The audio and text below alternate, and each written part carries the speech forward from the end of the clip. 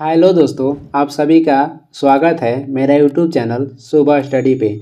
तो चलिए शुरू करते हैं आज के इस क्लास। आज हम लोग पढ़ेंगे जो एडिटोरिया का प्रैक्टिस सेट लगा रहे हैं उसका अगला पार्ट। तो पहला क्वेश्चन हो जाएगा, निम्नलिखित में से कौन सा जोबियन ग्रह नहीं है। तो बोल रहा है कि निम्नलिखित में से कौन सा जोबियन ग्रह नहीं है। तो इसमें जो मंगल है ये जोबियन ग्रह नहीं है। और मंगल ग्रह का सर्वाधिक तापांतर होता है, यानी कि सर्वाधिक तापांतर वाला ग्रह कह देगा तो मंगल ग्रह हो जाएगा। सबसे बड़ा ग्रह है बृहस्पति, और इसका सबसे कहेगा कि किस ग्रह का सबसे बड़ा उपग्रह है। तो बृहस्पति का सबसे बड़ा उपग्रह है जिसका नाम है गैनीमेड। यूरेनस जिसे अरुण कहते हैं, इसका खोज किए थे 1781 में विलियम हर्शेल ने, और ये गैस वाला ग्रह है या लेटा हुआ ग्रह कह सकते हैं। शनि में वलय पाया जाता है, जो कि पहले इसमें वलय की संख्या दे रहा था 10, अब लेकिन 7 दे रहा है। जो नया भी बुक आ रहा है तो उसमें भी 7 दे रहा है। नेट के अनुसार जो नया बुक आ रहा है, नेट पे जो सर्च में आ रहा है उसी के अनुसार लिखा गया है। हम लोग पहले 10 पढ़े थे और पिछला वीडियो में भी 10 बताए थे, तो अब वर्तमान में 7 हो गया है। तो 7 आप लोग याद कर लीजिएगा, क्योंकि बहुत सारा क्वेश्चन है जो कि चेंज हो गया है। जैसे कि चौरा चौरी जो कांड है पहले देता था 5 फरवरी 1922 को हुआ था, लेकिन वर्तमान में अभी 4 फरवरी दे रहा है। पहले जीवाणु का खोज देता था 1683 में, वर्तमान में 1676 दे रहा है। तो जो वर्तमान में नेट पा रहा है वही पढ़िए, क्योंकि वही बुक में भी आ रहा है और एग्जाम में भी वर्तमान ही वाला दे रहा है। तो शनि में वलय की संख्या कितना हो जाएगा? 7। 2 नंबर क्वेश्चन हो जाएगा, बिग बैंग की घटना कितने वर्ष पूर्व हुई। बिग बैंग की घटना जो हुआ था 13.7 अरब वर्ष पूर्व हुआ है। बिग बैंग के सिद्धांत के तहत ब्रह्मांड की रचना हुआ है, यानी कि बिग बैंग जो सिद्धांत है किससे संबंधित है? तो ब्रह्मांड की रचना से। वही कहेगा कि बिग बैंग सिद्धांत किसने दिया था? जॉर्ज लेमेत्रे दिए थे। आगे देखेंगे, आगे हो जाएगा 3 नंबर क्वेश्चन है, कोयला निम्न में से किस प्रकार की शैल का उदाहरण है। कोयला जो है अवसादी शैल का उदाहरण है। वही अग्नेय शैल का उदाहरण हो जाएगा बेसाल्ट और ग्रेनाइट। केंद्रित शैल का उदाहरण हो जाएगा बलुआ पत्थर। 4 नंबर है, वायुमंडल में हीलियम गैस का आयतन के अनुसार प्रतिशत कितना है। वायुमंडल में हीलियम गैस का आयतन के अनुसार बोल रहा है कि प्रतिशत कितना है। तो आयतन के अनुसार इसका प्रतिशत है 0.0005। और वही कहेगा वायुमंडल में सबसे अधिक कौन सा तत्व पाया जाता है। तो नाइट्रोजन पाया जाता है 78%। उसके बाद पाया जाता है ऑक्सीजन 21%। कार्बन डाइऑक्साइड की मात्रा 0.03% है। वायुमंडल में सबसे अधिक अक्रिय गैस कहेगा तो आर्गन पाया जाता है 0.93%। और वायुमंडल में कौन सा अक्रिय गैस नहीं पाया जाता है? तो रेडॉन नहीं पाया जाता है। आगे देखेंगे 5 नंबर हो जाएगा, सरगैसो सागर किस महासागर में स्थित है। सरगैसो सागर अटलांटिक महासागर में स्थित है। और वही सबसे बड़ा महासागर हो जाएगा प्रशांत महासागर, और सबसे छोटा महासागर हो जाएगा आर्कटिक महासागर। डीगो गार्सिया यह हिंद महासागर का सबसे बड़ा द्वीप है। और विश्व का सबसे बड़ा द्वीप कहेगा तो हो जाएगा ग्रीनलैंड, जिस पे अभी डेनमार्क का अधिकार है। और 19 ईस्ट रीज कहेगा किस में स्थित है। तो ये हिंद महासागर में स्थित है। आगे देखेंगे 6 नंबर हो जाएगा, अंडमान और निकोबार को कौन सा जल क्षेत्र अलग करता है। 10 डिग्री चैनल जो है अंडमान और निकोबार को अलग करता है। वही मन्नार की खाड़ी भारत और श्रीलंका के बीच है। और 9 डिग्री जो चैनल है लक्षद्वीप को मिनिकॉय से मिलाता है। लक्षद्वीप को मिनिकॉय से कौन जोड़ता है? तो 9 डिग्री चैनल। आगे देख लेते हैं 7 नंबर हो जाएगा, कश्मीर घाटी निम्न में से किन 2 पर्वत श्रेणियों के बीच स्थित है। कश्मीर घाटी स्थित है बृहत हिमालय एवं पीर पंजाल के बीच। वही कहेगा काराकोरम किसके बीच स्थित है। तो भारत और चीन के बीच स्थित है काराकोरम। काराकोरम जो पर्वत है भारत और चीन के बीच स्थित है। और काराकोरम और जास्कर ये पर्वत श्रृंखला में स्थित है। कुल्लू घाटी कहेगा तो कुल्लू घाटी है हिमाचल प्रदेश में, और ये स्थित है धौलाधर और पीर पंजाल के बीच। कुल्लू घाटी को देव घाटी भी बोलते हैं, जो कि हिमाचल प्रदेश में स्थित है और धौलाधर और पीर पंजाल के बीच में स्थित है। आगे देखेंगे 8 नंबर हो जाएगा, पोचमपाद परियोजना किस नदी पर स्थापित की गई है। तो ये स्थित है गोदावरी नदी पे। और कहेगा किस राज्य में है। तो आंध्र प्रदेश में है। माही नदी गिरती है खंभात की खाड़ी में और महानदी गिरती है बंगाल की खाड़ी में। माही नदी कहेगा तो खंभात की खाड़ी में, और वही कह देगा कि महानदी, तो महानदी गिरती है बंगाल की खाड़ी में। उकाई परियोजना ताप्ती नदी पे बनाया गया है, राज्य कहेगा तो गुजरात हो जाएगा। इडुक्की परियोजना पेरियार नदी पे है, राज्य केरल में। भारत में टीन का अधिकांश उत्पादन किस राज्य में होता है, तो छत्तीसगढ़ में होता है, और विश्व में कहेगा तो चीन में होता है। टीन का उत्पादन करने में अग्रणी राज्य हो जाएगा छत्तीसगढ़, और वही कहेगा जीरा के उत्पादन में तो अग्रणी राज्य है राजस्थान।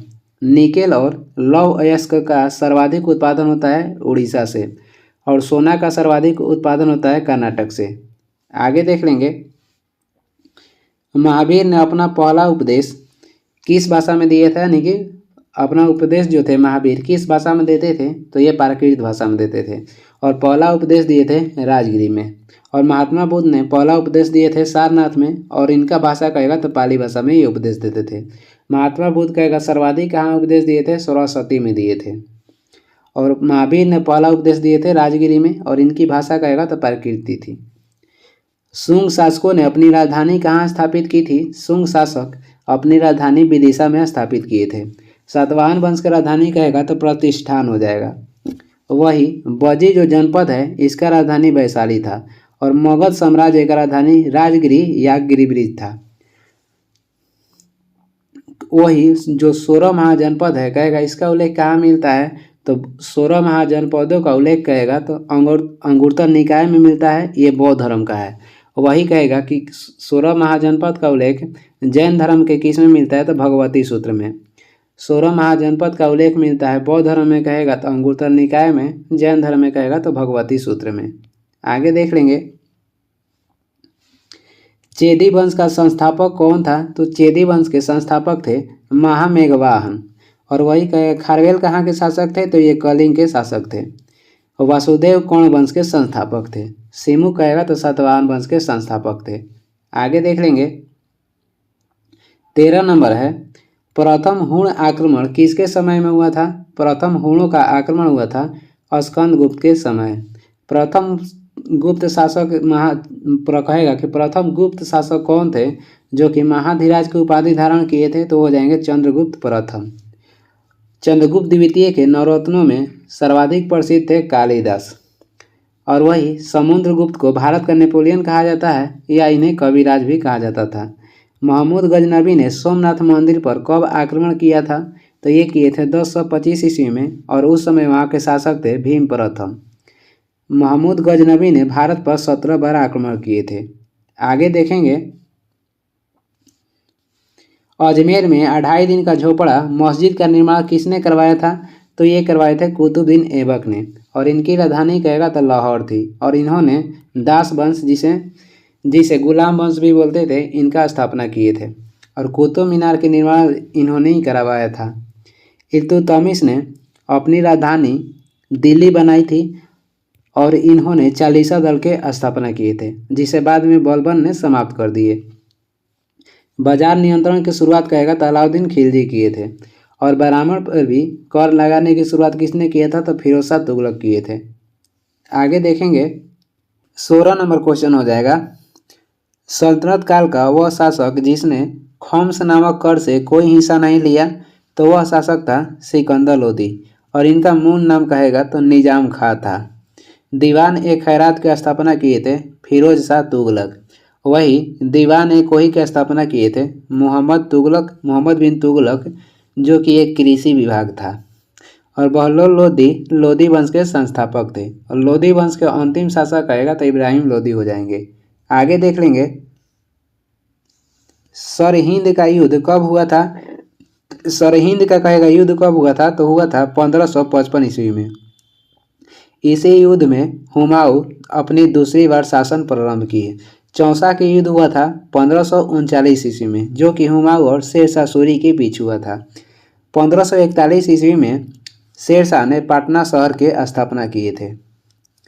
18 नंबर हो जाएगा, पंचतंत्र का अनवार सुहेली नाम से फारसी भाषा में अनुवाद किसने किया था, तो ये किए थे हुसैन इब्न अली बैज। और पंचतंत्र के लेखक कहेगा तो विष्णु शर्मा हैं, और रामायण और महाभारत के फारसी में अनुवाद करवाए थे बदौनी ने। अब्दुल रहीम खाना खान ये अकबर के दरबार में नवरत्न में से एक थे। 19 नंबर देखेंगे, निम्नलिखित में से किस मुगल बादशाह द्वारा निजाम उल मुल्क की उपाधि प्रदान की गई थी? तो ये चीन किलिज खां को प्रदान की गई थी। मुगल वंश की स्थापना किए थे बाबर ने और ये पानीपत के प्रथम युद्ध जीतने के बाद किए थे। अस्थायी बंदोबस्त व्यवस्था किस वर्ष लागू की गई थी? अस्थायी बंदोबस्त लागू की गई थी पश्चिम बंगाल में 1793 में। और कहेगा किसने लागू किया था? लॉर्ड कॉर्नवालिस ने। कलकत्ता नगर की स्थापना करवाए थे जॉब चर्नोक। डेट कहेगा तो 1690 ईस्वी में। आगे देखेंगे 21 नंबर हो जाएगा, सार्वजनिक समाज की स्थापना किनके द्वारा की गई थी? सार्वजनिक समाज का स्थापना किया गया था महादेव गोविंद रानडे के द्वारा। वही प्रार्थना समाज की स्थापना किए थे आत्माराम पांडुरंगा ने। और कब किए थे? तो 1867 में। महात्मा गांधी ने 1916 में साबरमती आश्रम की स्थापना किए थे। गोपाल कृष्ण गोखले ने 1905 में भारतीय सेवक समाज की स्थापना की है। मद्रास की संधि किनके बीच हुई थी? मद्रास की संधि हुआ था अंग्रेज और हैदर अली के बीच में। और ये प्रथम जब मैसूर युद्ध था उसे समाप्त करने के लिए मद्रास की संधि किया गया था। प्रथम आंग्ल मैसूर युद्ध हुआ था 1767 से 69 तक। दूसरा हुआ 1780 से 84 तक। तीसरा हुआ 1790 से 92 तक। और चौथा हुआ था 1799 में, जिसमें टीपू सुल्तान की मृत्यु हो गया था। पहला कर्नाटक कहेगा पहला आंग्ल मैसूर युद्ध समाप्त करने के लिए कौन से संधि हुआ? तो मद्रास की संधि। और दूसरा आंग्ल मैसूर युद्ध समाप्त करने के लिए मंगलौर की संधि हुआ था। और तीसरा मैसूर युद्ध समाप्त करने के लिए श्रीरंगपट्टनम की संधि हुआ था। आगे देख लेंगे। अगला क्वेश्चन है, नवजीवन समाचार पत्र के संपादक कौन थे? नवजीवन समाचार पत्र के संपादक कहेगा तो महात्मा गांधी थे। वही रस्त गुप्तार पत्रिका के संपादक कहेगा तो दादा भाई नौरोजी थे। इंडिपेंडेंट पत्रिका के संपादक कहेगा तो मोतीलाल नेहरू हो जाएंगे। और पंजाबी पत्रिका के संपादक थे लाला लाजपत राय। और इन्हें पंजाब केसरी के नाम से भी जाना जाता है। इन्हें पंजाब केसरी के नाम से भी जाना जाता है। आगे देखेंगे 24 नंबर हो जाएगा, कागजी मुद्रा या कृत्रिम मुद्रा कौन सा है? तो ये हो जाएगा विशेष आहरण अधिकार। कागजी मुद्रा या कृत्रिम मुद्रा हो जाएगा विशेष आहरण अधिकार। डॉलर अमेरिका का मुद्रा है। वही भारत में कागजी मुद्रा की शुरुआत कहेगा तो 1861 में हुआ था। और पत्र मुद्रा की शुरुआत कहेगा तो 1806 में हुआ था। केंद्रीय बजट में पूंजीगत प्राप्तियों के अंतर्गत निम्न में से कौन नहीं शामिल होता है? तो इसमें जो निवेश है केंद्रीय बजट में पूंजीगत प्राप्तियों के अंतर्गत ये शामिल नहीं होता है। बाकी विनिवेश, विदेशी ऋण और आंतरिक बाजार उधारी ये शामिल होता है। भारत में पहली बार बजट पेश किए थे 1860 में जेम्स विल्सन ने। वही विनिवेश से कहेगा किस समिति का संबंध है? तो रंगराजन समिति का संबंध हो जाएगा विनिवेश से।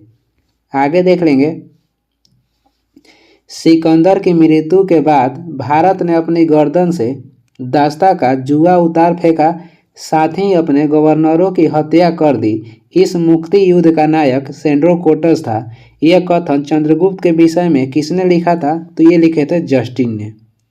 सिकंदर ने भारत पर आक्रमण किया था 326 ईसा पूर्व में। उस समय नंद वंश के अंतिम शासक घानानंद थे।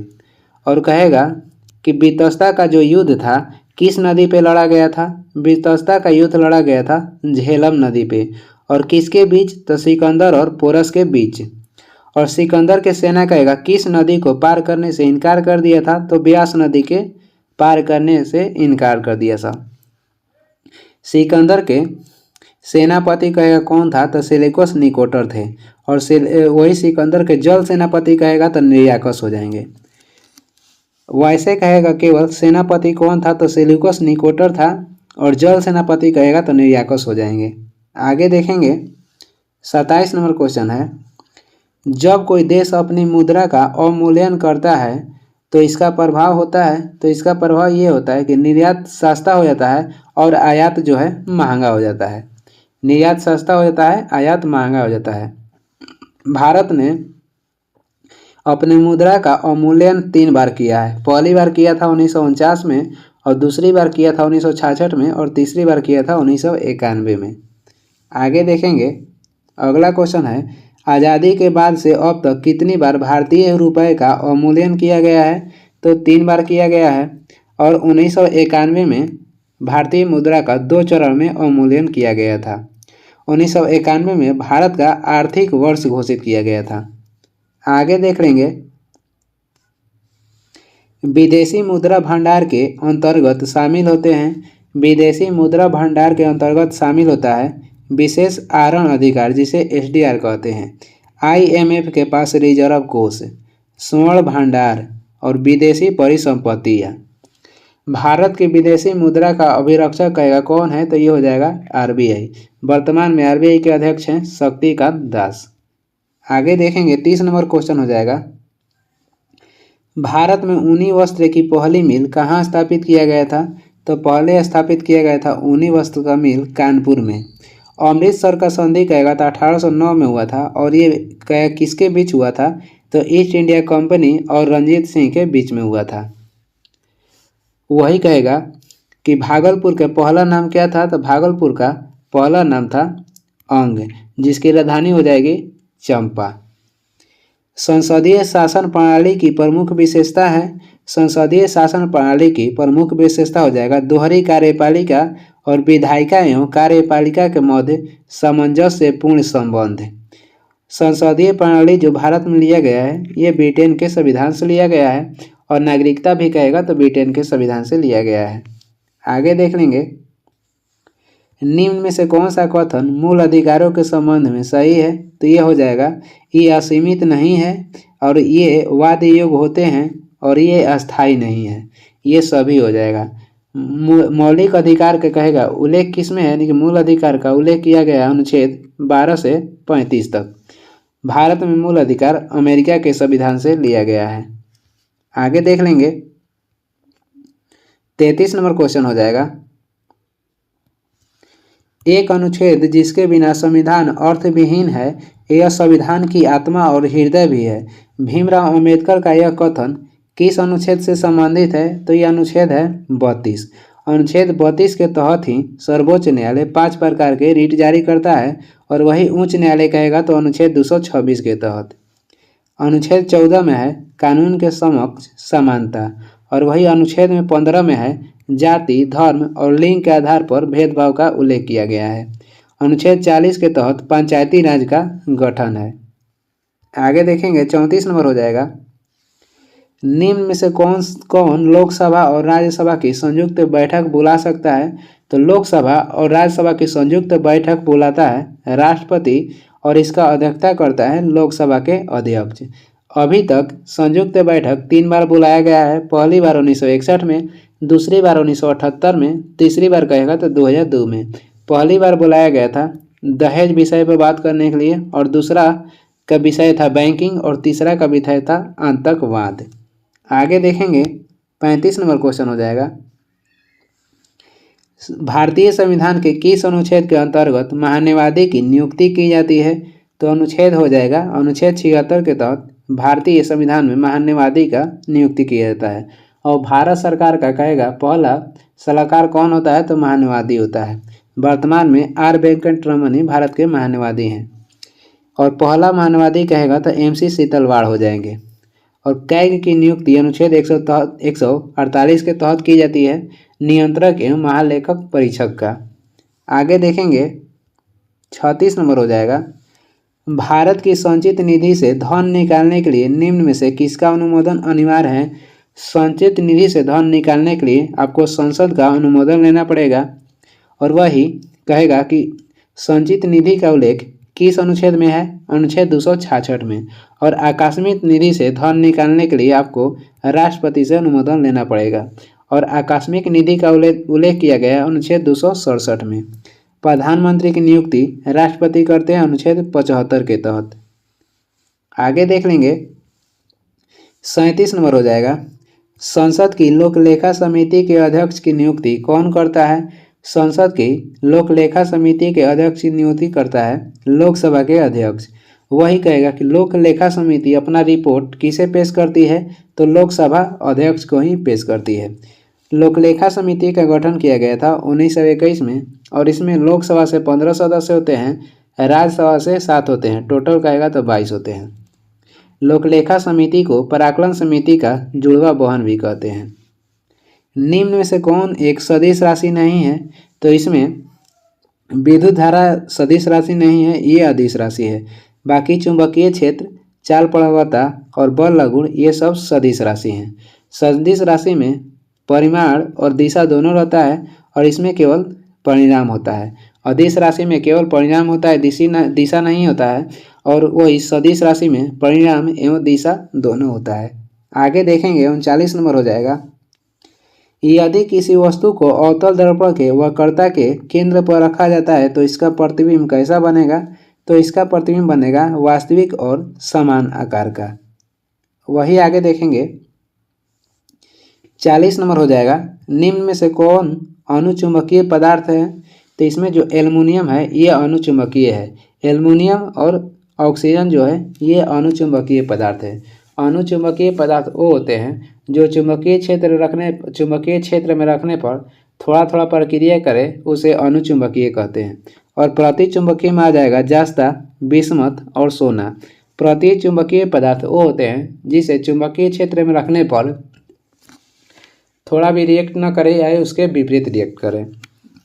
और लौह चुंबकीय पदार्थ वो है जिसे चुंबकीय क्षेत्र में रखने पर पूर्ण रिएक्ट करे, यानी कि पूर्ण तरह से प्रक्रिया करे, उसे लौह चुंबकीय पदार्थ कहते हैं, जिसका उदाहरण हो जाएगा कोबाल्ट। पारा जो धातु है जो कि सामान्य ताप पर द्रव अवस्था में पाई जाती है, वही अधातु कहेगा तो ब्रोमीन हो जाएगा, जो कि सामान्य ताप पर द्रव अवस्था में पाई जाती है। प्रकाश का त्वरण सिद्धांत किसने दिया था? प्रकाश का त्वरण सिद्धांत दिए थे हाइगेंस ने। वही प्रकाश के विद्युत के प्रभाव का नियम किसने दिया था? प्रकाश विद्युत प्रभाव के नियम कहेगा तो आइंस्टीन दिए थे। और वही प्रकाश के वेग का माप पहली बार कहेगा किसने किया था? तो रोमर किए थे। प्रकाश के वेग का माप पहली बार किसने किया था? तो रोमर किए थे।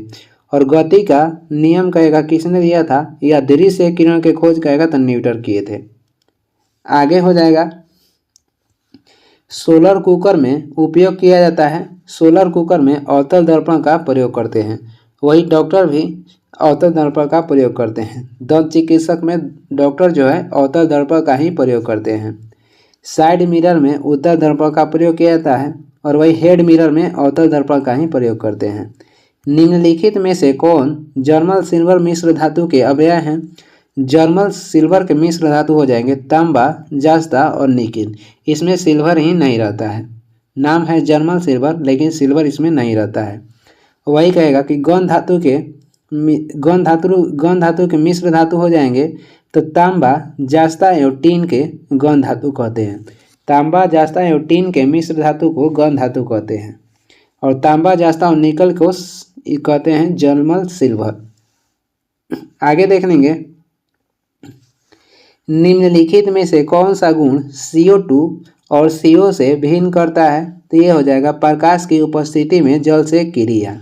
निम्नलिखित में से कौन सा गुण CO2 को CO से भिन्न करता है? तो प्रकाश की उपस्थिति में जल से क्रिया। CO2 की जो प्रकृति होता है ये अम्लीय होता है और CO का जो प्रकृति होता है ये उदासीन होता है। आगे देखेंगे 45 नंबर क्वेश्चन हो जाएगा। स्टारफिश किस संघ का जंतु है? स्टारफिश आता है इकाइनोडर्मेटा में। इकाइनोडर्मेटा में आता है स्टारफिश। वही कहेगा कि जंतु जगत का सबसे बड़ा संघ कौन सा हो जाएगा? तो आर्थ्रोपोडा जो है ये जंतु जगत का सबसे बड़ा संघ है और केकड़ा आर्थ्रोपोडा में ही आता है। मोलास्का संघ में घोंघा आ जाएगा और सिलेटेंट्रा संघ में हाइड्रा और जेलीफिश आएगी। क्वाशियोकर तथा मैरस्मस रोग किसकी कमी से होता है? तो ये होता है प्रोटीन के कमी से, और प्रोटीन से ऊतक का निर्माण होता है। विटामिन ए का रासायनिक नाम कहेगा तो रेटिनॉल हो जाएगा। कार्बोहाइड्रेट से किसी व्यक्ति को तत्काल ऊर्जा के लिए कार्बोहाइड्रेट दिया जाता है, यानी कि कार्बोहाइड्रेट से तत्काल ऊर्जा प्राप्त होता है। विटामिन B3 किसके उपापचय में सहायक है? विटामिन 3 किसके उपापचय में सहायक है? तो ये हो जाएगा ट्रिप्टोफैन एमिनो अम्ल का, ट्रिप्टोफैन अमीनो अम्ल का।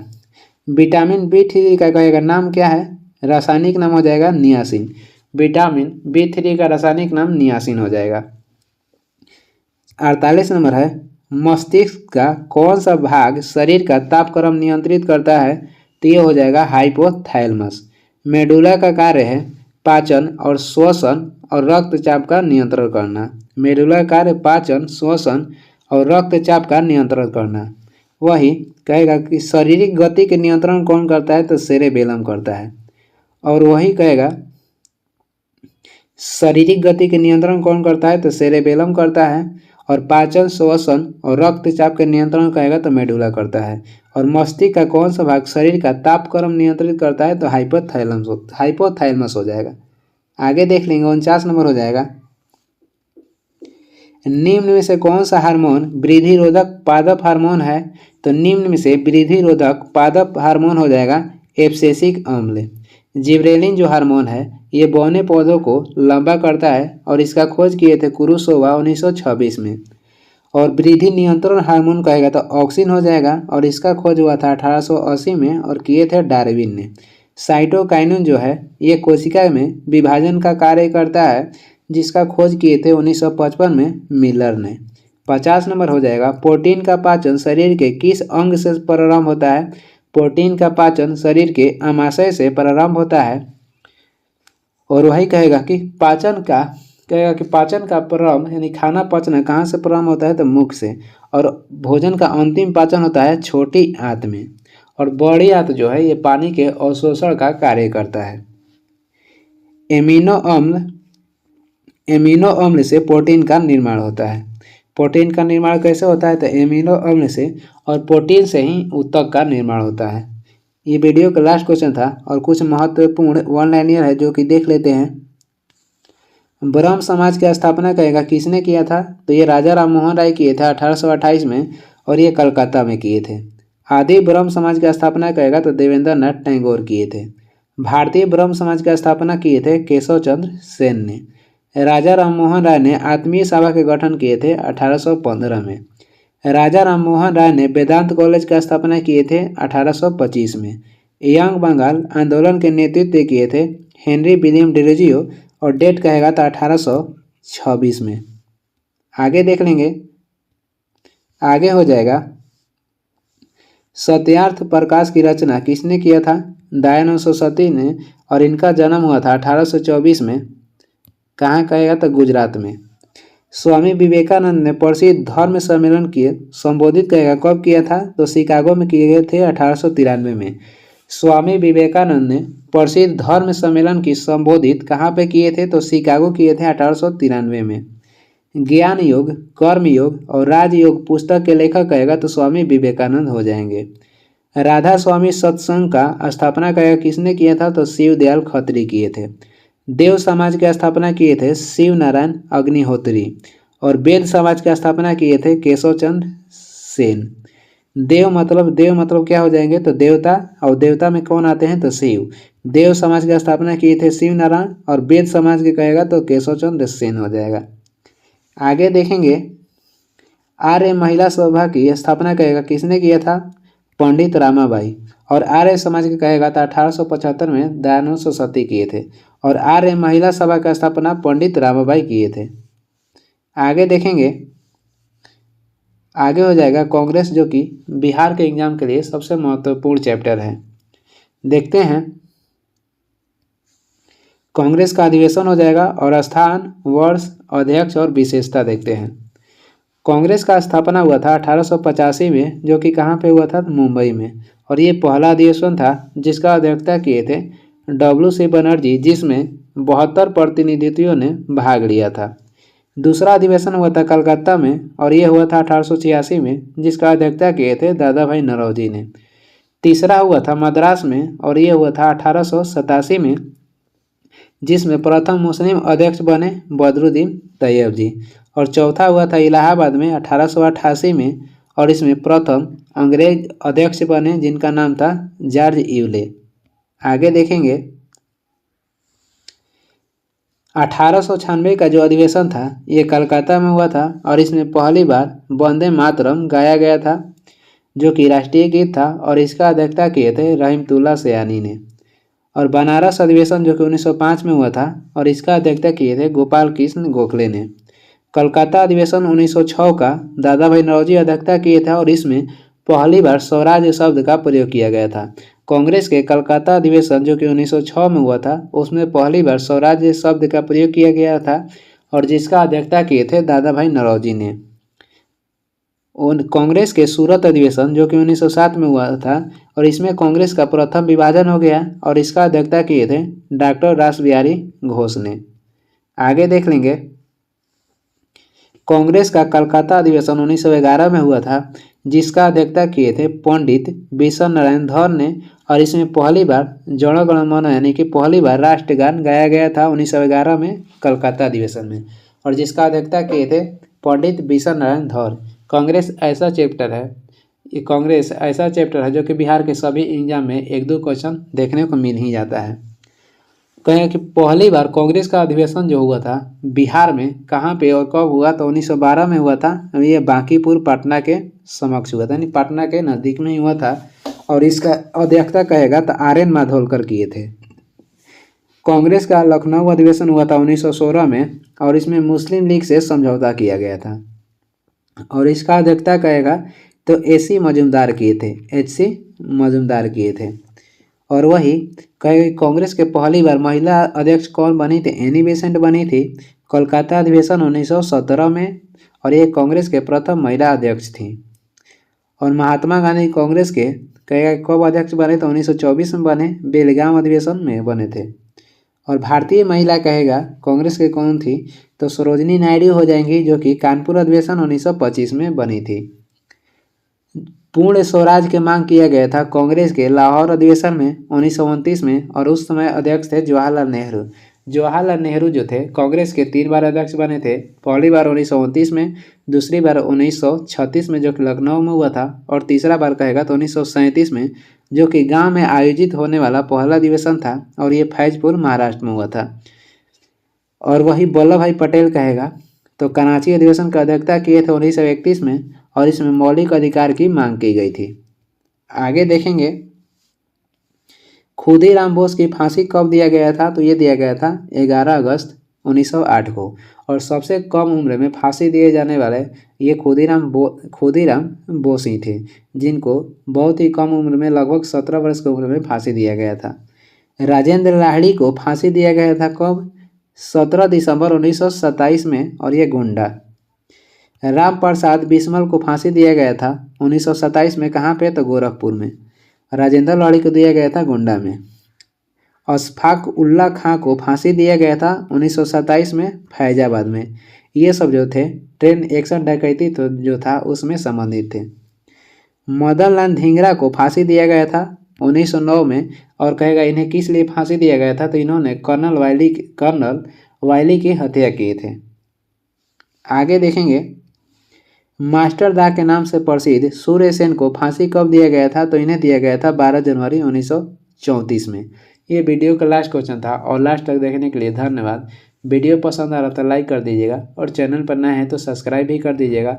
कुछ सुझाव या सलाह देना है तो कमेंट करके ज़रूर बताएं और इसका PDF चाहिए तो डिस्क्रिप्शन में टेलीग्राम का लिंक है, वहाँ से डाउनलोड कर लीजिए या टेलीग्राम पे सर्च भी कर सकते हैं सुबह स्टडी। Thank you.